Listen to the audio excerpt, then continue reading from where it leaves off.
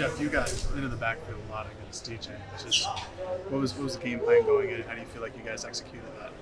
Yeah, so some of the game plan was just to get pressure on him. Looking back to some of his Clemson days, and then some things I've seen on film from Clemson, and then just me. I had to, Mateo actually had brought up something good, so you know what I mean. So it's just getting pressure on the quarterback, and then also just always just being around the quarterback, being in the quarterback's face and stuff like that with the defensive line. We knew that the defensive line was going to get pressure against our O-line with some of their guys being out. So, yeah, just being able to, in Tosh, believing in the, blitzing the linebackers and, just not putting us out in coverage all the time. So, yeah. What was that Mateo brought up? Just little things like, quarterback pressures and stuff like that he struggled with in the past. But it wasn't nothing too crazy, but, yeah. How did getting those hits in feel?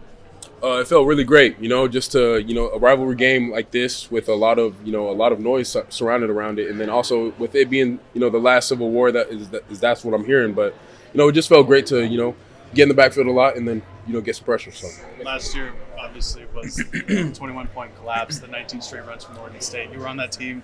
You were part of those runs. Just what did it feel like for you guys on this defense to hold them to 53 total yards, like almost 80 less than their lowest total going into this game? Just what did it feel like for you guys? Yeah, it felt amazing. We always preach that we're a different team than last year, 100%. And a lot of the guys were dialed in this week. It was more film study. I see guys were staying up at the facility longer, and it was just great to see all of the guys dialed in for this week, being ready to stop the run. We knew they were going to be a run-heavy first offense, so the guys were stepped up to the challenge, and they were happy for it. So.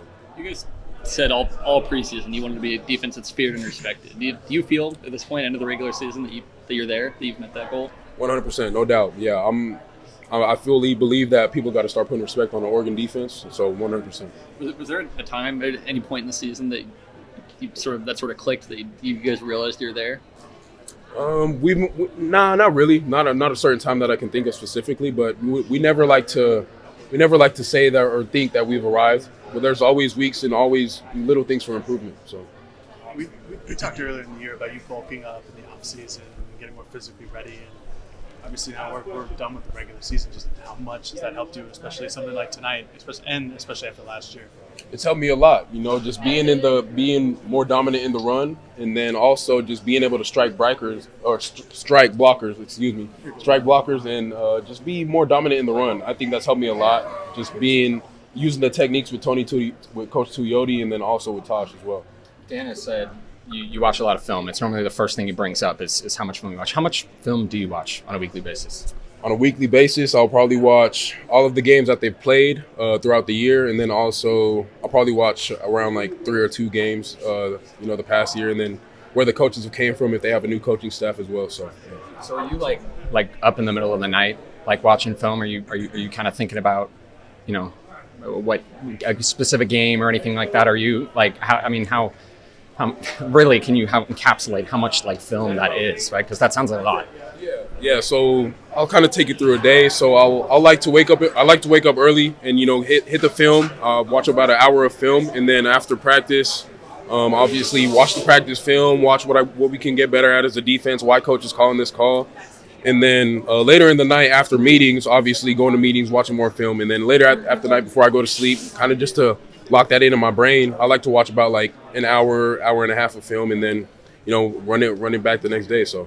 Where did that kind of come from? Because obviously that's a lot of time to be spent watching film. Where did that kind of passion for watching that come from for you? I think it just came from my passion of the game, and also me being put in the position that I am, seen as the green dot, as the leader, as the defense, the guy that's going to get everybody in line and adjusted. So I think it's a lot of pressure on me, but pressure makes diamonds, and so I'm taking that opportunity and running with it. How has Coach Lanning played into that too? Being that he's coming from a defensive background, how has he, motivated you to kind of follow that path too, and focus on film even more? Yeah, I think just some of the guys that he's coached in his background, like Nakobe Dean, Channing Tindall, some great linebackers that he's coached, and I think that's something that they also did. They spent a lot of film or time in the film room. They spent a lot of time, just studying and dialing the opponents so they could know what's happening, and they can also be a second coach there out there on the field because the players are playing the game. So when you can have an extra coach/player out there on the field, it's going to help a lot. Jeff, in terms just covered, but after watching the fourth quarter on loop all week and knowing how last year ended, to hold these guys to fewest yards per carry in 4 years, to hold Martinez to a season low, what does it mean to the front seven of this defense? It means that I think a lot of people got to start putting respect on the Oregon defense and the front seven. I'm so proud and so grateful for the defensive line that we have. That group is special, and they pride themselves on being one of the most physical groups in the nation. So they deserve a lot of respect. You knew after the Washington loss that it was still possible to play them again.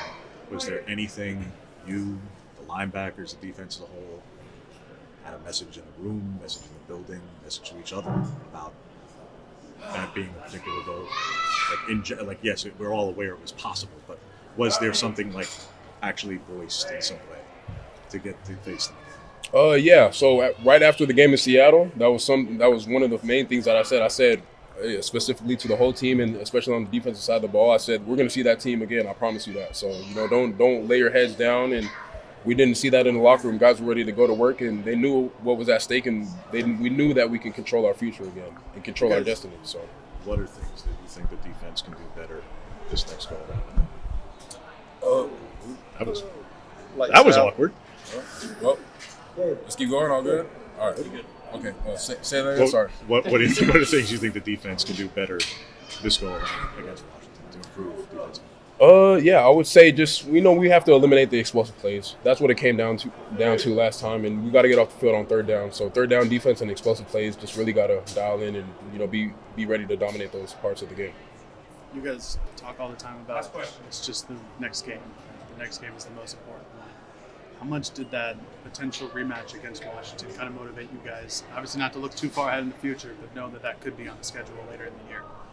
Yeah, it meant a lot because just from one loss, mid-season, that our season wasn't going to be over with. So if we just kept doing what we're doing every week, just keep getting better every week, and keep improving, we're slowly going to just keep making marginal gains. It's always about getting 1% better. Also just seeing other teams and seeing throughout the weeks teams losing, upsetting certain teams that could hurt us or could hurt the college football playoff ranking and stuff like that. So yeah, it was just really us just focusing on one game at a time. Not too focused about the future and not looking too far ahead so we don't trip right in front of ourselves.